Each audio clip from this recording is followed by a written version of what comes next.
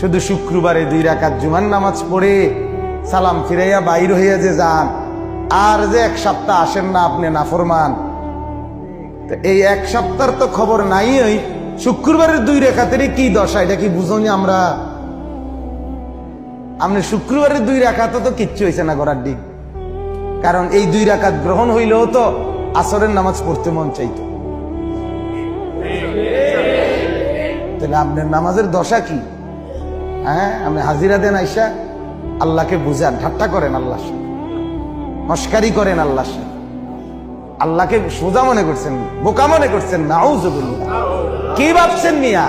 কি ভাবছেন? কি ভাবছেন? একটা বিল্ডিং এর ঘরে থাকেন, কয়টা টাকা রোজগার করেন, আর এই ফাঙ্গাস তেলাপিয়া ফার্মের মুরকার কক মুরকা দিয়ে ভাত খান, ধন্যপাতা, কাঁচামরিচ, টমাটো, আলুর ভর্তা, এটা দিয়ে নিজেকে খুব বুদ্ধিমান মনে করছেন না? খুব সুখের জিন্দেগি মনে করছেন। বোকার মধ্যে আছেন, বোকার মধ্যে। নাফরমান বোকা থাকে, নাফরমান বেকুব থাকে, নাফরমান অজ্ঞ থাকে, নাফরমান মূর্খ থাকে।